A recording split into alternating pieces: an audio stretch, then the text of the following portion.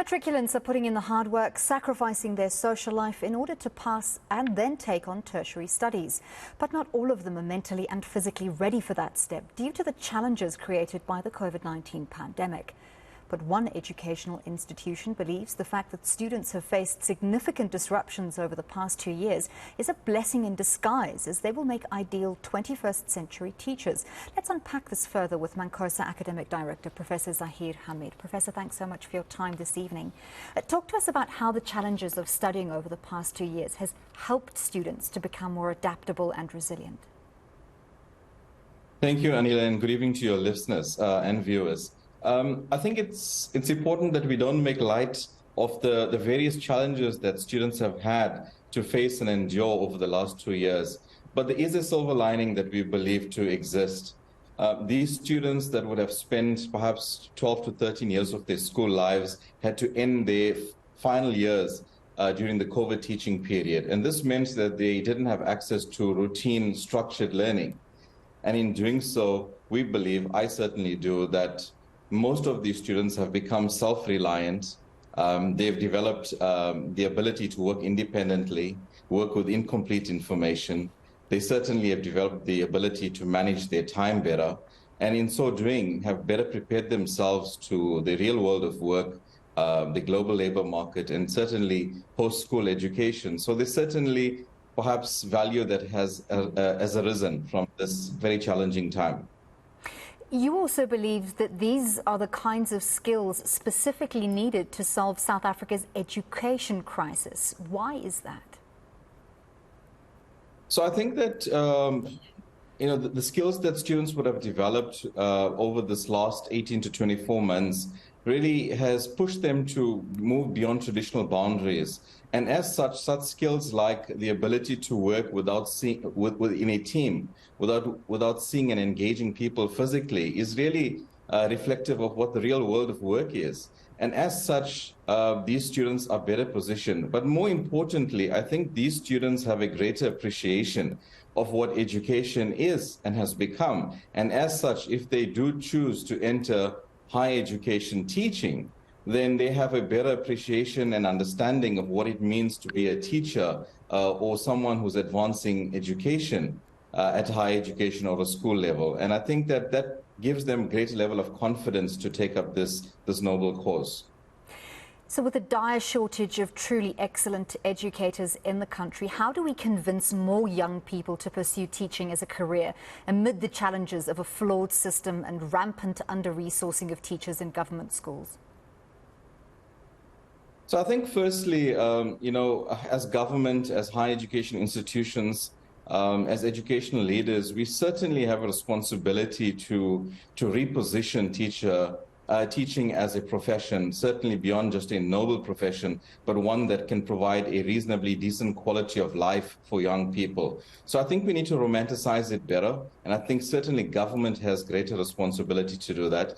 Secondly, I think it's important for us to recognize that as we speak here today, there's a dichotomy. There are thousands of teachers that say that they cannot find jobs, whilst there is government that's saying that there's a shortage of teachers. And I've done a fair amount of reading into this, and the problem lies in teachers having the wrong specialization, teachers having or being located in areas and geographies that do not have these vacancies, whilst these vacancies exist in other spaces.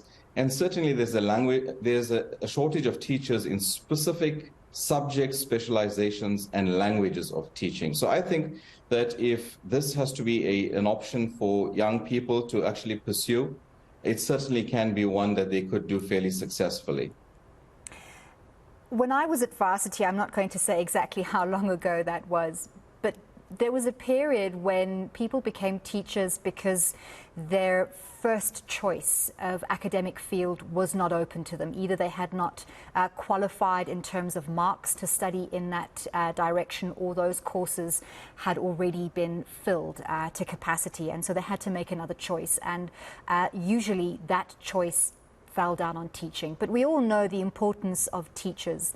A teacher is someone who shapes young minds, who equips young people with critical thinking skills. So ideally, we want teachers who have chosen to be teachers, who are passionate about the field, and who apply themselves to be the best they can. How do we, as you say, romanticize teaching more to make it more appealing to those perhaps in grade 12 at the moment who very shortly will have to make choices about their future and who perhaps haven't considered teaching as their first option? Yeah, I mean, the trend that you speak of certainly is a trend that's very prevalent today. Indeed, choosing teaching is not the number one choice for most school leavers. However, the world of teacher education and teaching and schools is rapidly changing, and COVID has forced that change. But more so, the desire of learners and parents to actually send their kids to experience a greater level of transformation in schools have really put the teaching profession in the spotlight. And as such, I often say to those that want to do teaching is you need to be ready to actually transform yourself first. And at MANCOSA, we have a school of teacher education. And we really think that if we can develop critical 21st century teaching skills, this will allow students to find greater level of success in their classrooms and in their profession, which should give them greater level of reward and satisfaction to, one, remain in the profession, two, to actually promote the profession and the world of education more satisfactorily. I think these are skills that never existed before. It certainly was not critical enough for teachers to be to look at these skills, nor teacher education institutions to be promoting them. These are new 21st century teaching skills that have now really given our teachers a reason to exist in the sector. Certainly makes them feel far more contributing to society and the transformation of the quality of life of our learners and families. Amid the challenges and the criteria that require teachers in this age to be different from the teachers of the past are also a set of social factors that put them under a lot more pressure. They're not just there to impart knowledge or to impart values. They're also there to help young people navigate the very, very difficult world of social interaction in a digital age. We see so much cyberbullying that has become ever more prevalent in schools. Do you think that that needs to be part of teacher education so that teachers are better equipped to deal with the set of parameters that they're going to face in their career? Absolutely. In fact, there have been many calls for a significant reformation of the curriculum that teachers in training would undergo. And the areas that you point out to be particularly those that recognize that students do not pursue an education in a vacuum.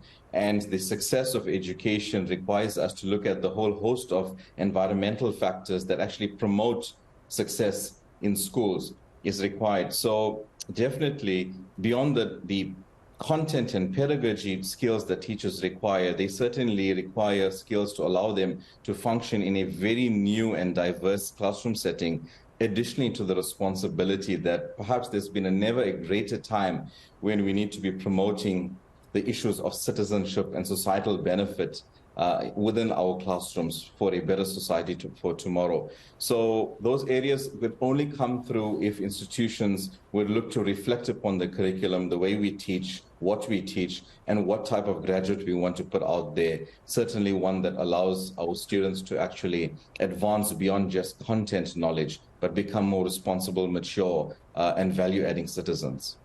And certainly those learners who have over the past 3 years had to experience distance learning at a school level will be far more ideally placed one day to be able to be teachers in a distance learning environment. Thank you so much for your insights this evening. That's MANCOSA Academic Director, Professor Zaheer Hamid.